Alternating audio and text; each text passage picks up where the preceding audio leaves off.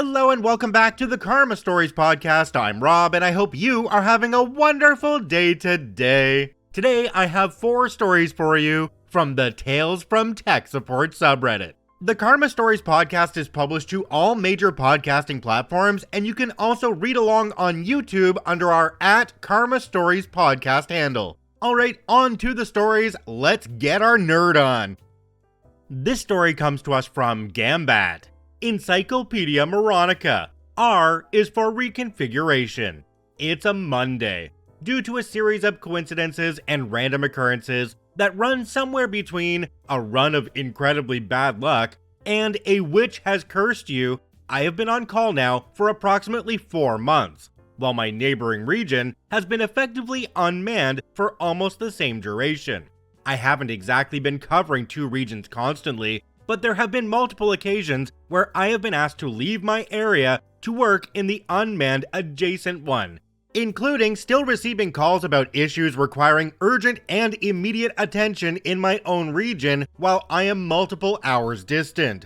This doth not please the technician. On this particular Monday, however, I checked my queue to find only a single, regular, normal job. Yes, technically it was for a piece of equipment that had been down for several days before it was reported to the customer's internal help desk. And yes, that help desk had spent several days investigating via remote connection before escalating it to my help desk, who then sat on it because it was received on a Saturday, until I saw it on Monday morning. So the total time of equipment unavailability was rapidly nearing weeks. I read the job description, and immediately there were several likely options forming: equipment failure, disconnection, accidental or otherwise, software misconfiguration, just to name a few. Some of them fell outside my particular remit, but I would at least be able to investigate and potentially narrow down the fault to determine just whose responsibility it was to rectify it.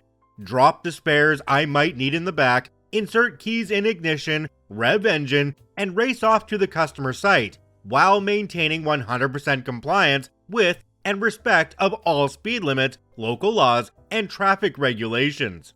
It was quite literally the worst time of day for traffic, but I persisted nonetheless. It is what they pay me for after all.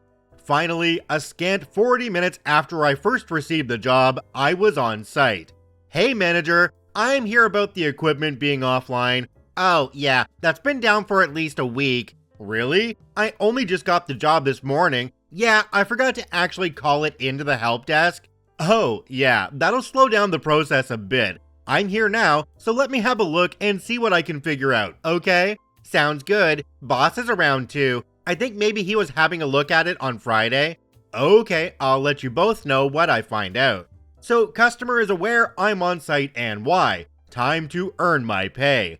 Time to put the brain to use and figure out what's going on here. The screen is blank and unresponsive.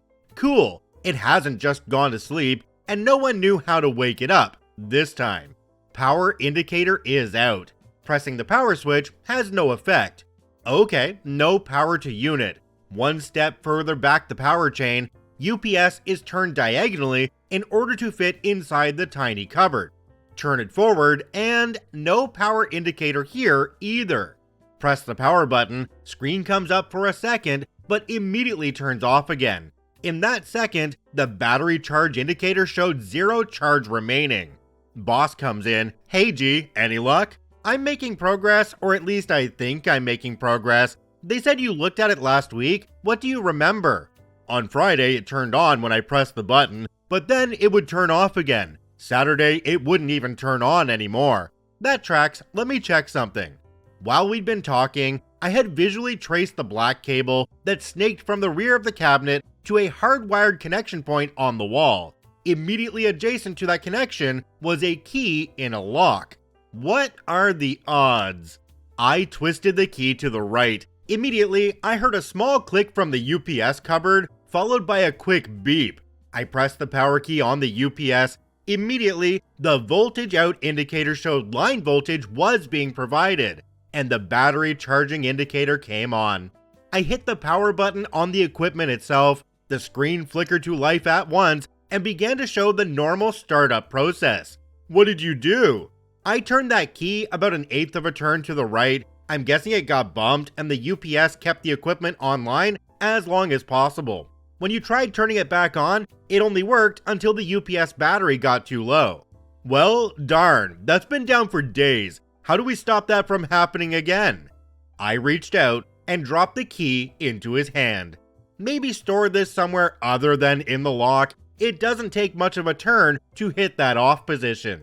Yeah, that'll work. I returned to my vehicle and started to close out paperwork.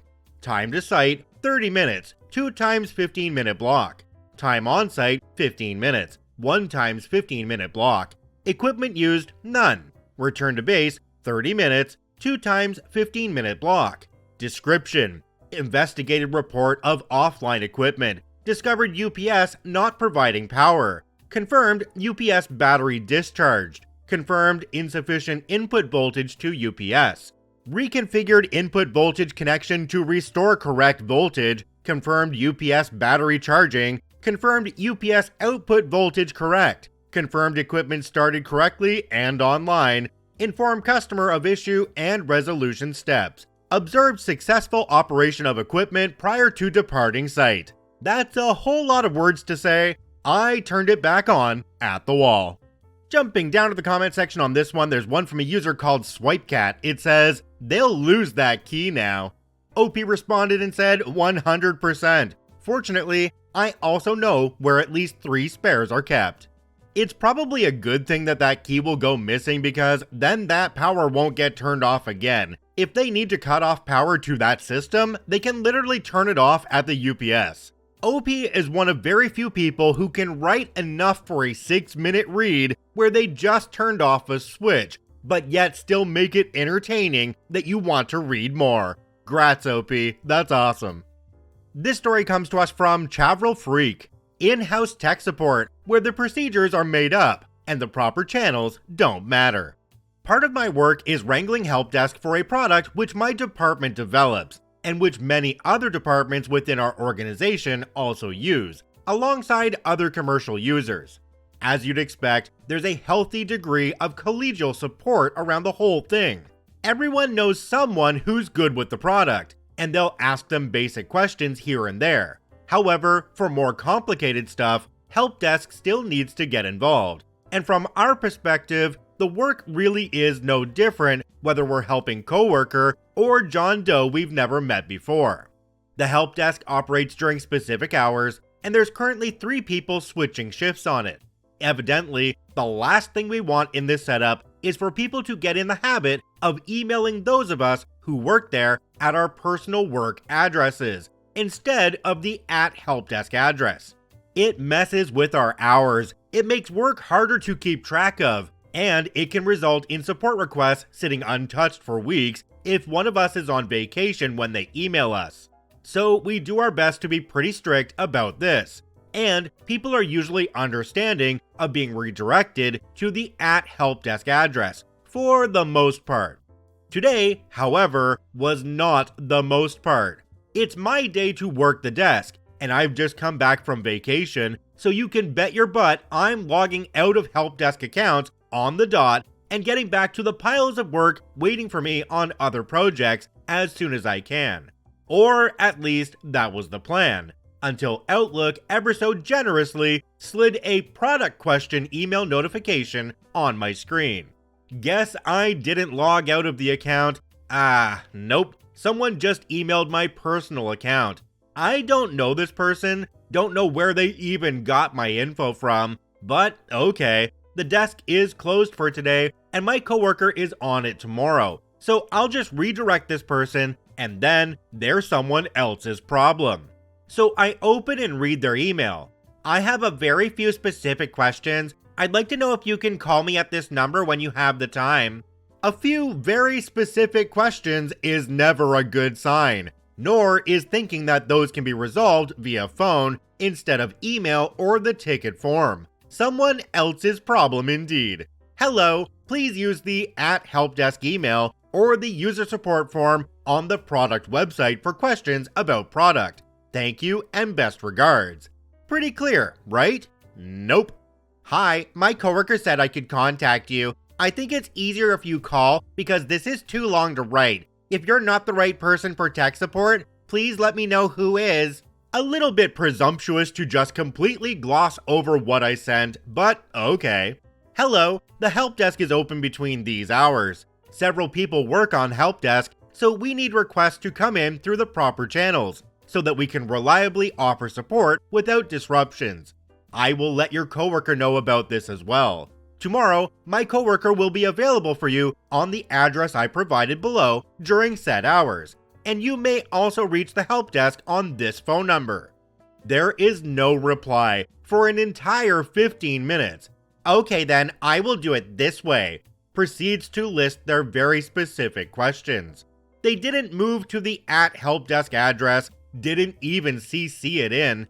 I looked at their email signature footer, and by some miracle, it says they have a PhD. In what? Procedure avoidance? I feel bad for my coworker tomorrow, but they ain't getting a reply back to this email from me on my personal account, that's for sure. Jumping down to the comment section on this one, we have one from a user called Clubly2. It says, I don't even bother replying, and a lot of the time, I just forward it to the help desk and don't respond. Though not always instantly. If they email me again, I take even longer to forward it to the help desk. Wouldn't the best way to handle something like this be to respond to it with a passive-aggressive, "Hi, please don't contact support via these personal emails. We have a help desk ticket system for these kinds of issues. Further texting to this private email will end in a call to your manager or supervisor. Best regards." If they don't learn their lesson, then make the call. This story comes to us from SNTHN. 12 megabyte email signatures? Why is Outlook running so slowly? I work for an MSP. We have some customers, including this one, who cannot afford downtime due to the nature of their business. They used to run on a self-hosted email server, which was dying a slow death. So whenever there was even a slight blip in their emails going down or running slowly, our phones would light up like a Christmas tree. We received several calls one day to say that everybody's emails are running slowly, and they're finding it impossible to work. Every email takes 10 plus seconds to open, and it is impeding their workflow. I connect to a machine and test it out for myself, see the exact issue several times over, then notice that the issue doesn't occur on every email, just the ones with their signature in it. I also noticed that their email signatures have changed slightly since I last spoke with them. I send a test email to myself for further analysis, at which point I determine, as you may have surmised from the title of my post, that their new email signatures are 12 megabytes in size. Their email signatures are a single image, no text. This has always been the case, but now they had a new design thanks to a new member of their marketing department, who must surely have some expertise in Photoshop, and should know that making an email signature 9,000 by 14,000 pixels is ridiculous, right? Of course not. So the marketing department create a humongous template, pass it on to the office administrator who doesn't know any better, then task her with creating 100 plus signatures for the entire business, including an instruction sheet on how to change your email signature. Cue every member of the company complaining about Outlook slowing to a crawl. I explain the issue to the office admin who is handing all of these email signatures out, suggest that she speak with the user in marketing who created the template, then distribute new, smaller email signatures to everybody again. I even offer a few ideas on the most efficient way to go about this, but I never receive a response. I do, however, see users' emails begin to speed up over the course of the next week or so. The strange part now is that every email signature seems to be slightly different resolutions, even some looking somewhat blurry. Eventually, user 1 out in the field calls our office, saying he's having problems attaching his new email signature. I connect, ask him to show me where the file is, and he points to a PDF on his desktop, saying that he can't find the option to attach it. I explain that you can't attach a PDF, you need the image file, I suggest you speak with Office Administrator and ask her to send you this again in the right format. User 1 says, no problem, will do. I disconnect and we end the call. User 1 then emails me plus the Office Administrator requesting the signature in an image format. Office Administrator replies, that's the correct format, just follow the instructions attached. It turns out that their apparent workaround to the 9,000 by 14,000 pixel issue is the following. 1. Recreate the email signature in Photoshop. 2. Not reduce the resolution of the signature at all. 3. Print them as a PDF, still in 9,000 by 14,000. 4. Send the PDF to the relevant user with their signature in it. 5. Advise the user to open the PDF, open the snipping tool, and take a screenshot of the signature in the PDF. 6. Save the screenshot, then use that as your email signature. This explains why the signatures were all different sizes and of different quality. I tried again to advise that this wasn't an efficient way to manage their signatures, but was met with silence in response. Eventually, the users changed their signatures using their internally advised method, leaving them all with mismatched email signatures. At least Outlook was running better again for everybody. Jumping down to the comment section on this one, we have one from a user called Absolutely Airy. It says, I feel if I saw a company email with a blurry signature with a weird resolution, I would assume it was some weird phishing attempt. Okay, for those really blurry ones that are in really odd resolution, what are the chances that some of their really technologically inept people took out their phones, took a picture of the signature in the PDF file, and then used that as their signature?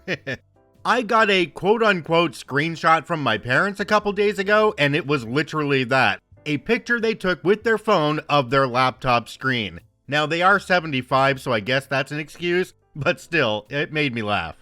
This story comes to us from Defiant Lion 8183, Teaching the Unteachable, Outlook Edition.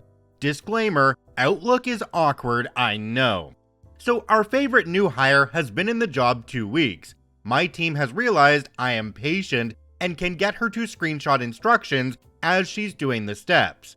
One of the team, working from home, points out the email is on the fritz to our fearless leader, tells her the unassigned emails 100 plus in the shared team inbox have been disappearing, and she can't figure out what happened.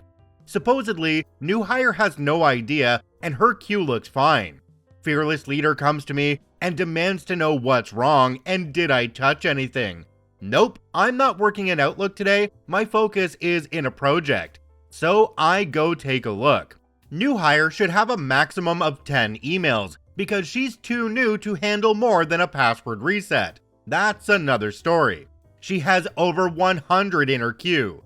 Okay, cool, found them. So I unassigned them, easy peasy, and informed fearless leader and new hire it's probably someone gave her an old category color or something and it grabbed their stuff. As I'm standing at new hire's desk, I watch in horror as she deliberately assigns all of the unassigned emails to herself again. As in, right-clicks the None category and goes down to categories and assigns herself. Then fast-clicks the warning telling what she's doing and ignores the huge loading bar that opens. WTF. Realized, oh, okay, that doesn't do what you think it does. So I get her to the view, categories, collapse all groups, and screenshot it with red circles around each thing. Explain what she did and why it's bad. Fix it for her. Then I tell work from home, who informed me this was happening yesterday. 2 minutes later, it happened again. Okay, now I'm losing my cool. I have crap to do. I go over and explain again, stop doing that, it's stuffing up everyone else. And I crap you not, she said, but that's not what that does. Big breath. What is it you think it does? It shows me all my queue. Interesting. Since I told you it didn't, and we can see items from 2 years ago, you aren't allowed to assign things to yourself yet. That's work from home's job for the first few months. Oh, but that's not what I did. I want to test it and see for myself. I raised my voice at this point to sound probably like your mom when you just talked back or lied about leaving your room a mess. Fearless Leader had left as soon as I stepped in. I watched you do it. We fixed it for you 3 times. Don't believe me? Do it again. Because work from home hasn't been able to do anything all day, since you keep screwing with the queue. You've been told to stop. You have instructions. Do it again and see how that goes for you. I walked away and sat down. Inbox queue is fine, no more disappearing. Remind me again how this woman has more experience or qualifications than me. She doesn't, but the fact she was hired over me speaks volumes about Fearless Leader. Jumping down to the comment section on this one, there's one from a user called Mike Schwab 63. It says, "She's hired over you? One correction, let her boss fix it." OP responded and said, "As of Monday, I got reassigned to a different worksite, so they can have at her. No longer my monkey, and it sure as hell ain't my circus." I feel like the only reason that OP was able to raise their voice to the person that was hired over them was because they knew their contract was coming to an end, and they were on the way out anyway.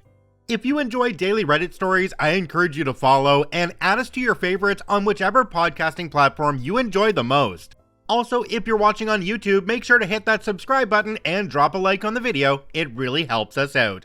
I thank you for watching and listening. I hope you have a wonderful day, and we'll see you tomorrow.